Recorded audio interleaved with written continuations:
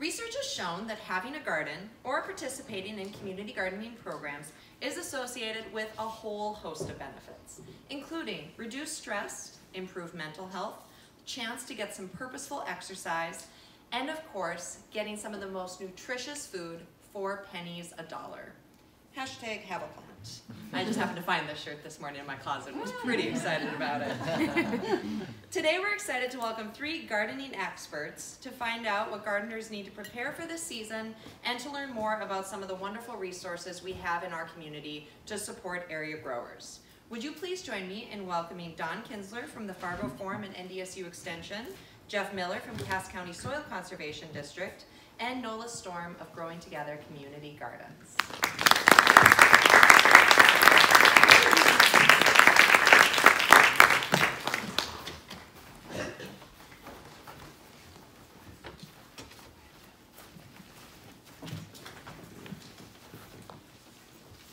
Good morning. Well, I'm excited to be here this morning, and what a fun topic, gardening. You know, it's exciting. So thank you very much for inviting me. Now, I do a program that I call the Great Tomato Race. You know, it's fun to do vegetable gardening, and it's also fun to see how quickly you can start enjoying those vegetables, isn't it? So we're going to give a few tips today about how to get some of our vegetables to ripen quicker, so we can start enjoying, you know, the fruits of our harvest. We can divide our garden vegetables into 2 broad categories. Now, one category are called cool season crops. Now, those are crops that we could actually have started planting out in our gardens in late April or through the first half of May. Now, in those cool season crops are fun things like peas, radishes, lettuce, spinach, kale. Those are items that can actually tolerate some very cool temperatures. They can even tolerate the frosty days that we've had, the frosty nights. So those can be started fairly early, cool season crops. So that is fun to get those growing. Now, not only can they tolerate very cool daytime air temperatures and frosty nights, but they also thrive in very cool soil. They love the coolness. In fact, if you've ever grown peas, peas in the heat of the summer can start to run out, can't they? So the other broad category of garden vegetables are called the warm season crops. Now, the warm season crops, the reason we call them warm season is because they require warm air temperatures. They're easily killed by frosts. So we usually wait with those for planting until the middle to the end of May, when chances of frost are less. Also, kind of interesting, we oftentimes think of air temperatures. We don't want our warm season crops to get frosted. And of course, in that category are things like tomatoes and peppers, squash, cucumber, melons. And we're very sensitive so that they don't get frosted, you know, by our late May, mid to late May frosts. But there's another fascinating thing about the warm season crops, and that is they will not begin growing until the soil temperature warms. So even if we don't get frost, the warm season crops won't begin root growth until the soil temperature warms to about 55 to almost 60 degrees. For example, you could take a tomato plant and plant it out into the garden, and even if you don't get air temperature frosts, that tomato plant will just sit there in cold soil until the soil warms up. And so interesting. In fact, if it sits in cold soil, these warm season crops, they will actually start to deteriorate. So we're going to talk about a couple of easy things we can do to get the soil to warm up. Now, to get the soil to warm up to that threshold that warm season crops love, we can use plastic. Now, plastic could be put out even the first part of May. Plastic could be laid out on the garden soil, and that will help to warm it up. See, if we put that out on the first part of May, and then middle to the end of May, plant out your warm season crops, they will be going into a nice warm soil. Now, what type of plastic would be best to use? Do we use black plastic or clear plastic? Now, a person might think black, but black plastic will absorb the sun's rays nicely on the surface, So if you put your hand on the surface, it would be warm, but if you slide your hand under the black plastic, the soil is cool. So the best plastic to use is clear, which gives kind of a solar radiation. Now notice the tomato plant, how it's the plastic has been laid out on the soil with the edges weighted down, and then the tomato plant planted into that. And that will get the tomato plant off growing well. And plants that are planted into plastic like this will oftentimes start bearing 2 to 3 weeks earlier than others. So it'll be fun when we have our question and answer session if you have any questions on that. The clear plastic is left on throughout the garden season. Okay, so we've got clear plastic that works very well on the warm season crops. Now, many of us also use mulch of other types in our garden. For example, tomato plants grow very nicely with a layer of straw or dried grass clippings. An interesting point is that if you do put mulch in your garden on these warm season crops, other than the plastic type, it's very important to wait with that mulch until the soil has warmed up.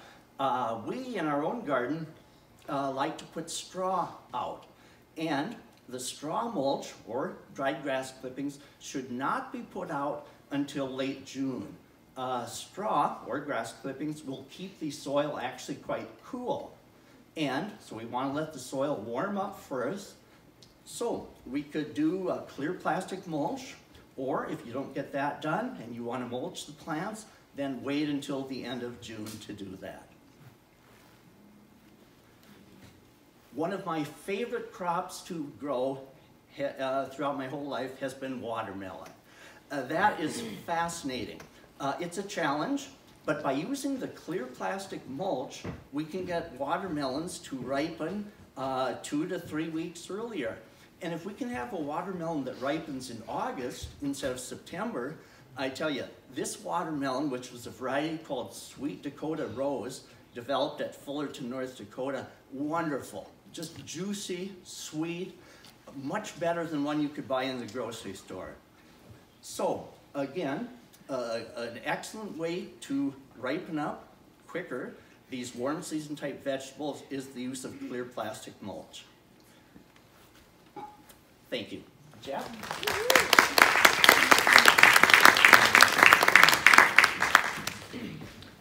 Thanks, Don. My name is Jeffrey Miller, and I'm with the Cass County Soil Conservation District, and conservation is my livelihood. As a young child, I lived to be outside of my parents' small farm in Minnesota. It was a typical farm for the time, with row crops, hogs, sheep, and chickens. There was also some forest land where I would spend untold hours exploring and hunting. Being involved in the daily workings of the natural world ignited a fire within me, and growing our own vegetables and livestock for the table, we were immersed in the food chain. As I grew older and moved away, I have come to realize that a lot of people are not immersed in the food chain. Many people have no idea where their food comes from. And you don't have to live on a farm or a ranch to take an active role in food production. Whether you live in a tiny apartment or a 10,000-acre farm, you can be a participant in the food web. An excellent way to be a participant in the food web is gardening. Gardening is fun. Gardening is also a lot of work. At various times in my life, I have had gardens up to 1/4 of a football field in size. When the seed catalog starts showing up in the springtime, it's fun to order all kinds of them. And in the cool days of spring, it's fun to plant all kinds of seed.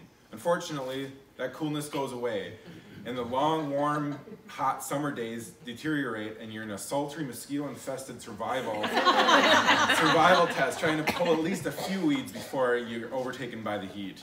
Sometimes you get to the point where you just let it go, and the garden's taken over by pigweed, bindweed, lamb's quarters, and then all the other hundreds of weeds that overtake the raw earth.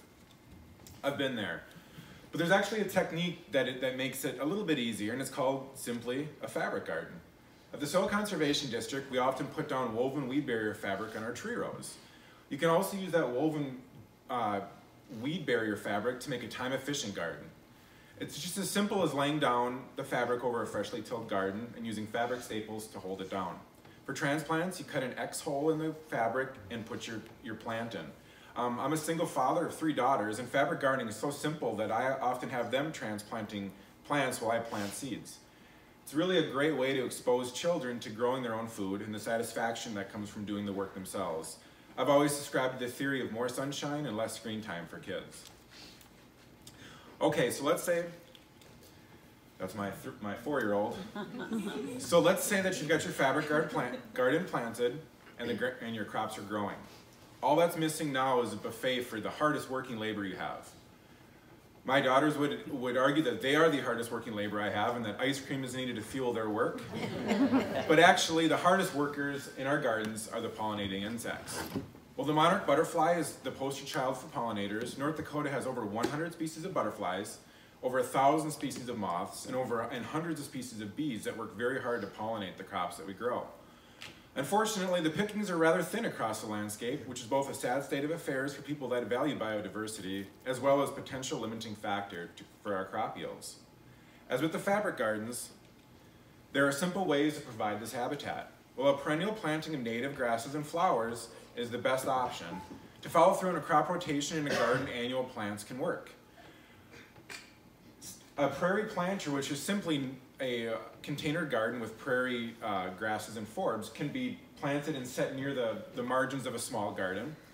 For a larger garden, you can simply purchase the annual bee butterfly type mixes at the plant stores and plant one row or a border of your garden in flowers. This will give the insects plenty of food and cover to rest in while they work, and as well as add a splash of beauty to your garden. Every human on Earth is part of the food chain. Once the person goes through the effort to raise their own food, it helps to build a connection with the land. A person is also less likely to throw away food that they've raised themselves.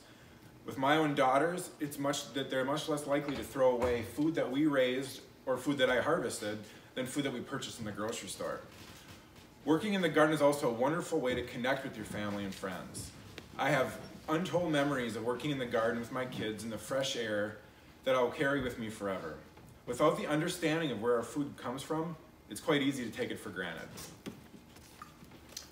Now, I will introduce Nola.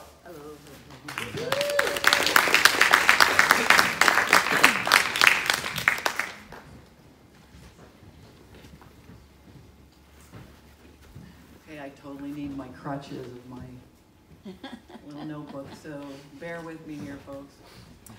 I'm with Growing Together Community Garden Ministry, as most of you know, but I don't know how many of you know that it was originally started because of mental health needs in our community, especially among our new American neighbors. You just thought we wanted to feed people, right?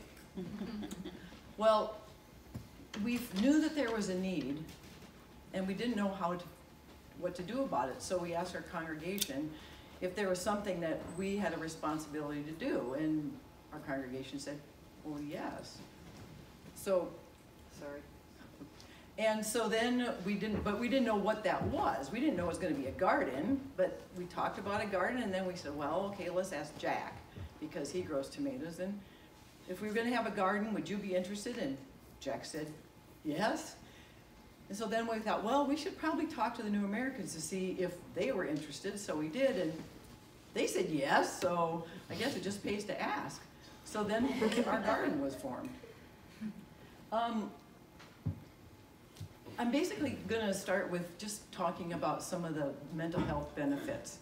We all know that gardening is good for you. You get exercise, you get vitamin D, and I like the idea that you get increased serotonin. That's our little happiness neurotransmitter that our body has. Well, in the garden, we get a chance to work together, side by side with each other. And I just have a couple of little short stories quick that I'll tell you about some of our gardeners. One of our gentlemen, his name is Bim, and he's an older gentleman, and he is originally from Bhutan. When Bhutan forced them out, he had to give up a really large farm and orchard that he had had for years. And then to top it all off, he's plunked down in the middle of North Dakota in the dead of winter. He was really sad. He was sad to the point that his family was really worried about him. So they scraped together enough money to send him down to Arizona for a week to stay with some relatives who had been settled there. After he came back, we invited him to go over to Jack's house and sow a few seeds in Jack's basement.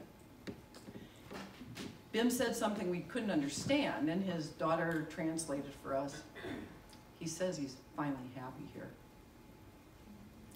And then there was another gentleman that was involved with us. His name was Hassan. He was a single man living alone in an apartment. He has diabetes and high blood pressure. And one day he's working at the garden. He says, you know, without the garden, I'd just be sitting at home alone in my apartment. But here I'm getting exercise, I'm getting healthy food, and I'm with my friends. So I really thought that is really an amazing story to me that shows about what the health benefits of garden are. Not just physical health, but mental health too.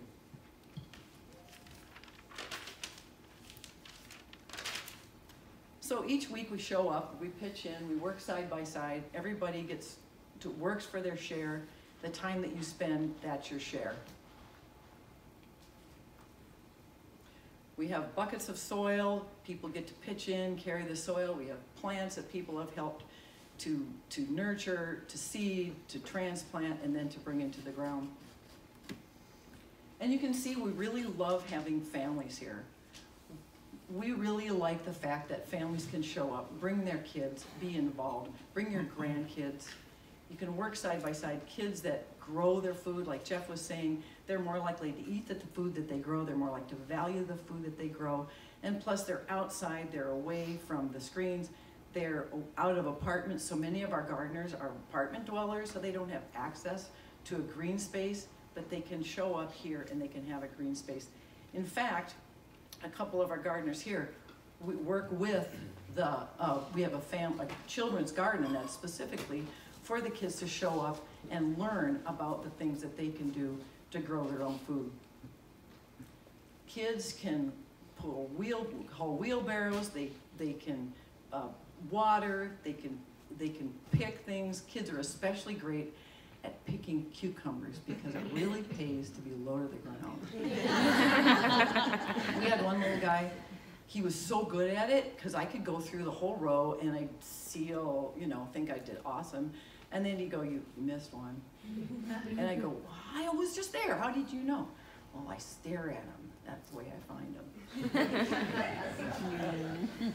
We also know that adding fun things into the gardens really get kids excited and involved. Although, let me tell you, adults really love these things too.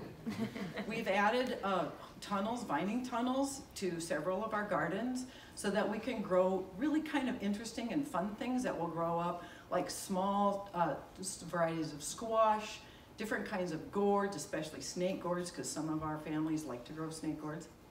And they get super long, we grow yard-long beans or scarlet runner beans, different kinds of beans, things that will hang down, and then you go underneath and it's just like this fairy tale area of things hanging over your head. Kids love to go in there and hang out, and the adults like to go in there and hang out too. So my suggestion would be, if you want to get your kids gardening at home, get them their own containers. Do something like, you don't have to do anything as fancy as a tunnel, but you can get an archway sometimes at a garden store, or you can form a little teepee structure and let things grow up on the teepee, and kids can be involved in it. Also, a great way to get kids involved is, if you have kids that can read, they can take the seed package, and they can be the ones in charge of deciding how far apart things can be, how deep does it have to be planted. You can get rulers and measuring things. I have an example of one of our grids that we have that kids, so that things can be perfectly spaced. But get your kids involved in that. Let them grow things that kids like carrots, cherry tomatoes, little cucumbers, and fun things to eat like that. One of the benefits, one of this physical health and mental health, is just that thing that we can all hang out together. Periodically throughout the growing season, we will have a potluck. So that means we show up, we bring our food, then we sit down together, we share our stories, we share our food. And to me, that's one of probably the best mental health benefits of the way we garden as a community of people, is that we develop that family, that relationship with each other. So if you're interested in being part of Growing Together, we're always happy to have more. I've got some business cards, but just realize that it's good for you, it's good for children, and it's good for the community when people get a chance to show up and work side by side together. Thank you very much for your time.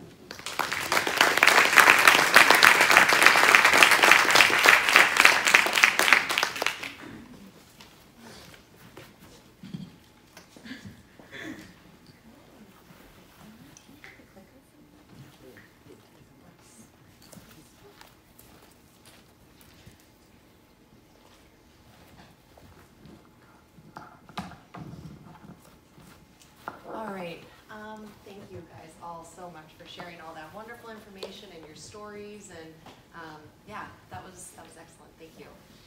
So now we are on to our portion of the program where you can ask your questions. So if there is something that you heard today that you would like to know more information about, or some of those gardening woes that we all have, you have 3 experts here that are ready to answer your questions. If you want to just raise your hand, I can call on you.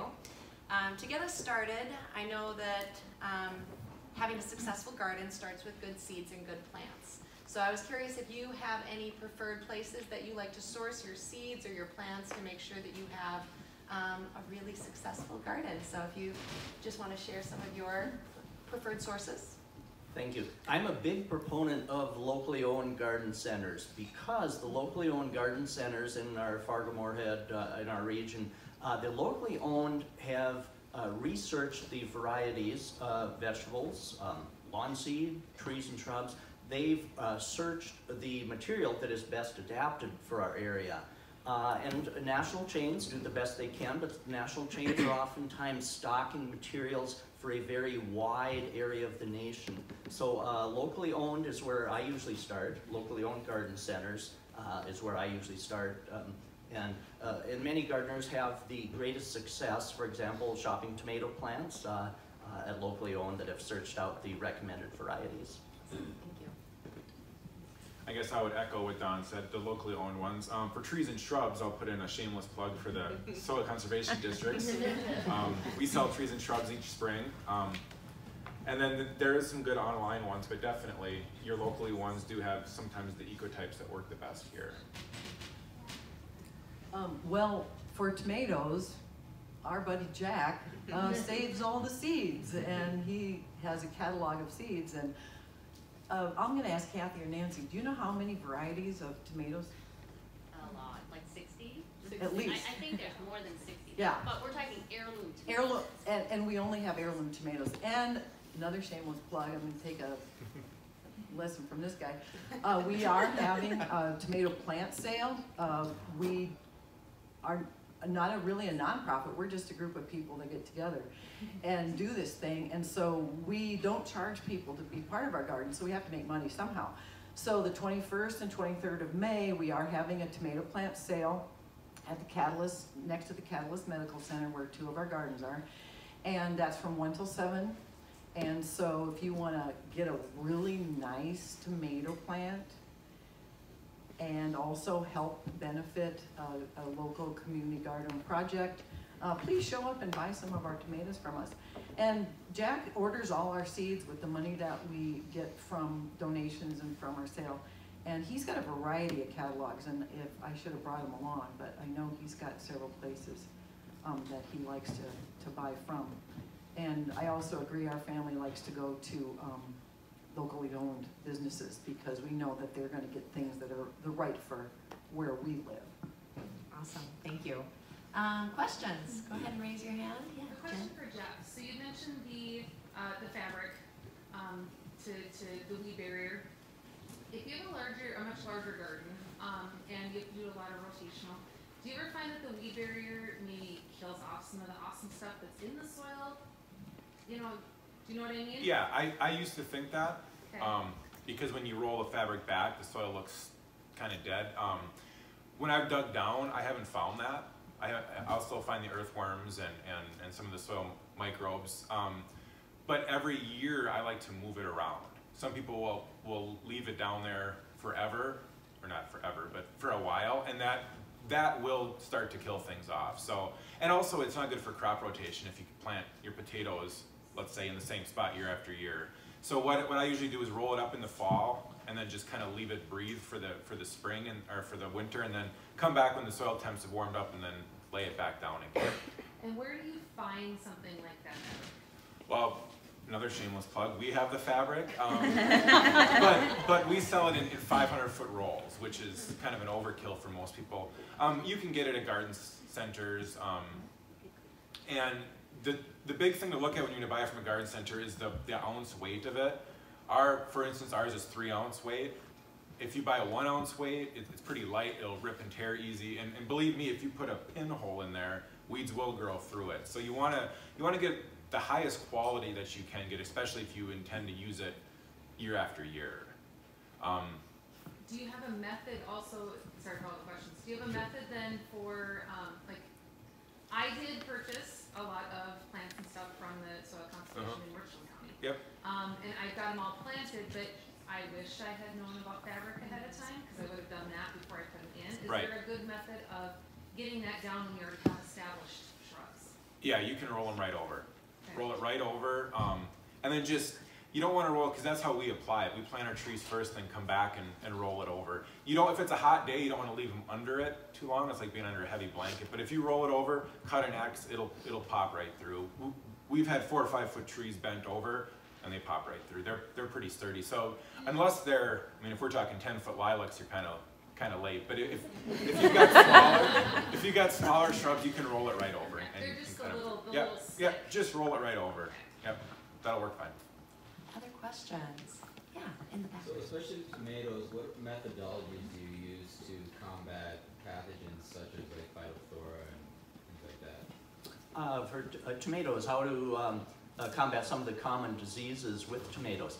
Several things. One is varieties. Tomato varieties differ in their susceptibility to disease. So you might check the plant tags and begin with a variety that indicates that it has been tested and is resistant to diseases. None of the tomatoes are immune, but you can start with a variety that lists disease resistance.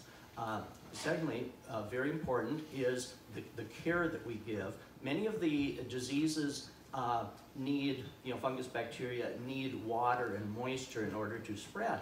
So a couple of watering things you can do to diminish diseases. One is to water only the soil rather than overhead sprinkling. Water only the soil around tomatoes. And also in watering, water in the morning instead of the evening. If you water in the evening on tomatoes, the leaves and stems tend to stay moist longer through the night, which favors the development of disease. So water in the morning so that any water that does get on the leaves or stems dries more quickly. Also, in the fall, clean up instead of rototilling or working in the tomato stems, since pathogens can winter on those, carefully remove any of the stems and residue from the tomatoes. Anything else on the tomato disease? Have you found it better to use more so drip irrigation, keep it constant wet soil, or have stressing the plants with intermediate? Drip irrigation is a wonderful way of watering tomatoes. It keeps the water right down around the base, much better for disease prevention as opposed to overhead watering. Also, drip irrigation can help keep a little more even soil moisture. And have you ever developed the blossom end rot on tomatoes, where your tomato, especially early in the season, develops that blackened, sunken rot? That actually isn't a disease caused by an organism. It's the tomato plant's response to a lack of calcium. Now, our soils have plenty of calcium, but the tomato plant can't always take up the calcium out of the soil. So the tomato plant sucks calcium out of the developing fruit. And keeping the soil moisture uniform, such as with drip irrigation, helps greatly. Be careful in cultivating around a tomato plant. That breaks the roots so it can't absorb calcium. Also, I mentioned the clear plastic mulch. That will help keep the soil more evenly moist, or the fabric, that would work. Or in late June, mulching the tomatoes with dried grass clippings that have not been treated for weeds, or straw. That will also, so the blossom end rot, very common, not a disease organism as such. Excellent. Thank you. Laura? I have two questions. One is for Jeff. Could you tell us about how many trees you plant in Cass County? Okay. This year we're gonna plant about 200,000 linear feet. So we'll probably sell and plant 50 to 60,000 trees and shrubs in Cass County. That's awesome. And Dawn, my question is, every year, I don't grow it anymore, broccoli and me. These little worms just, I don't know how to get rid of them. There's too many. The worms on the cole crops, which include broccoli, cabbage, cauliflower, the little green worms, the inchworm type things that eat holes and can decimate crops like that. There's a very good control for those. It's abbreviated BT, B as in boy, BT, Bacillus thuringiensis. It's a product, one trade name is Dipel. The garden centers sell it. It's a bacteria that only affects those inchworms. And so it's a very effective, safe, biological way to control those. Now it does need to be put on as soon as you see those. And now those little green inchworms are the result, cabbage loopers they're called. They're the result of the white or yellow butterflies that you see flitting around the broccoli and cabbage. They lay the eggs, which turn into these little looper worms that eat the holes. So Bacillus thuringiensis BT is a wonderful product. Thank you. Yeah. Dawn. Question from a garden enthusiast who knows nothing about gardening. What advice do you have in terms of starting point? Because it can get a little intimidating when you're like trying to learn about gardening. Like, what are kind of the key points to begin? I would begin small. Begin small because a small, well-managed garden will produce better than a large garden in which the weeds get away from the person. And weed control is key. So start small. The square foot gardening concept, raised gardening, square foot gardening concept is wonderful. So start small. Select crops that are easy to grow and that produce good results. Tomatoes, any of the greens, things such as that. So start small, keep ahead of the weeds, and anything else? Yeah, I guess what I would say is, I would echo Don, and I would also say plant what you like. Sometimes people will plant something and realize that, in my case, I planted Swiss chard, it grew well, I hated eating it, so I kind of wasted. And then on the other hand, for that, I like okra, so I usually will grow a lot of okra because I like to eat that. So start small and plant what you're going to actually utilize. Also, container gardening too. I mean, if you don't have a large space, some pots. I've actually used when I bought trees and shrubs, the big containers around there, and I've grown things in there because they already have the drainage in them. I don't care if they are fancy looking or not, but the nice ones are in the front yard. But in the backyard, it's just me, just anything that you can put something in and let it grow. But I mean, sometimes that's kind of fun because it's easier to maybe maintain it initially until you feel comfortable. Excellent. Yeah, up there. So my husband and I have just started our adventures in composting. So I was wondering if you had any tips. So we're planning to compost all summer and chill it in the fall. I don't know if that's a good idea or a bad idea. So if you have any tips you think to stay away from with compost. I think that composting, of course, and to produce your own compost is a wonderful idea. Jeff and Nola, you maybe have other inputs too, but to me one of the key things is keeping it moist, keeping the compost moist so that the bacteria and fungi that deteriorate the material, most of them need moisture, and then also to turn it frequently. I will give yet another shameless plug, but we do workshops for compost tumblers, which is a 55-gallon barrel that you can put compost in and kind of roll it around your yard. You can build a stand to roll it, but like Don said, keep it aerated and keep it moving around. I do have a bin, a tumbler, and then because of Kathy over here, I also have an apartment of worm composting in the basement. So there's such a variety of ways you can do it. I think, you know, some people just go put it in a thing and just like wait a couple years and finally, other people like the, you know, the hot composting, the tumbler is fabulous because it's faster. And then the worms are great because you stick them in a corner and they eat your garbage in the winter and stuff.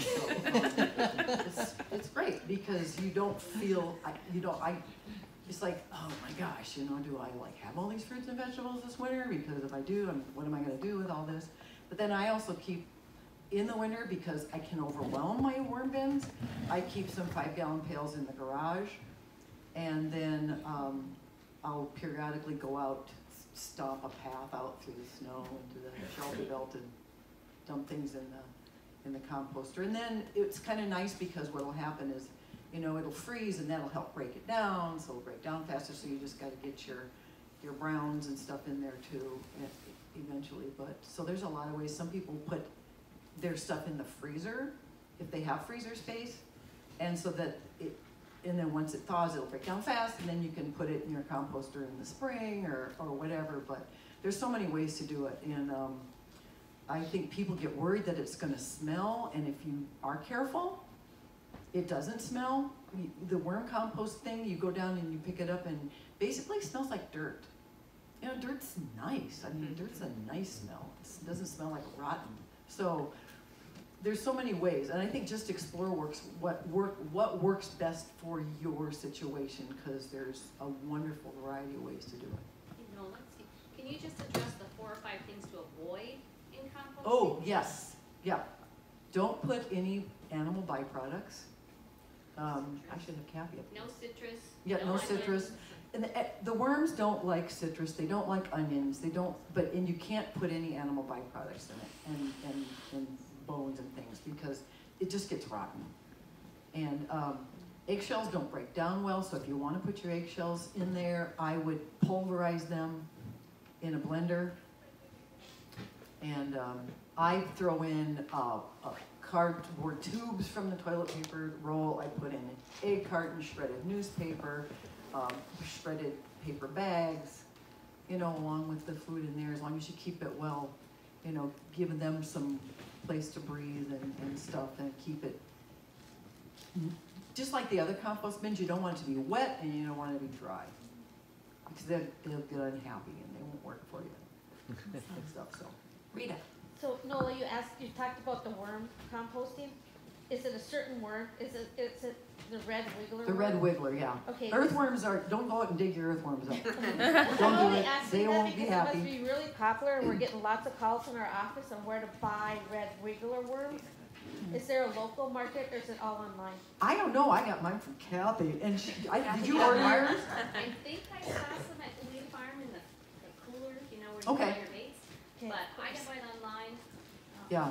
And Well, I that's just, the only source we have found so but far. we so- could, Yeah. if you let us, I mean, we could start them. Yeah. What Tomato happens is salad, like they're kind of worms like, you know, Together. that starter dough stuff, you know, that people Okay. used to do on their countertop. Well, It's we like, have your name, so you we know, can call so them. yeah, yeah.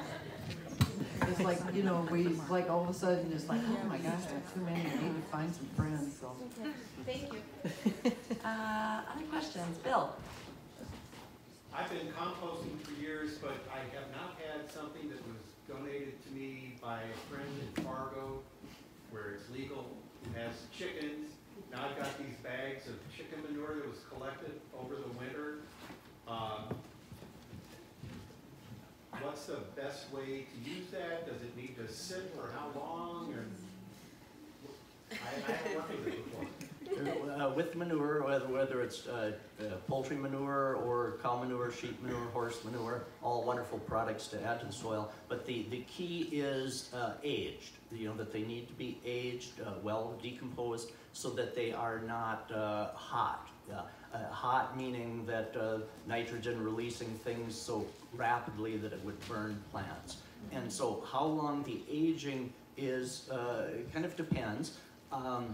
I don't know if there's a hard and fast rule But with many of the manures, if they are broken down to a point where you can no longer identify what that manure is, if that makes sense, you know, if it's so decomposed that you know, that you can't tell what exactly type it is, that helps greatly.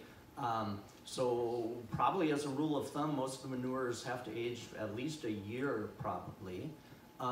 Also incorporating them into the soil so that you don't have hot pockets where it's too concentrated in one spot, but working it into the soil to evenly distribute aged manure.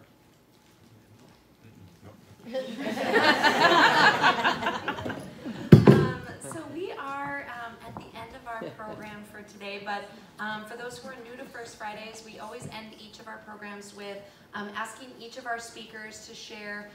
The usual question is what we can do to support you, but in the spirit of shameless plugs, we'd love to hear a little bit more about some of the resources that you guys have available through your different work or volunteer opportunities.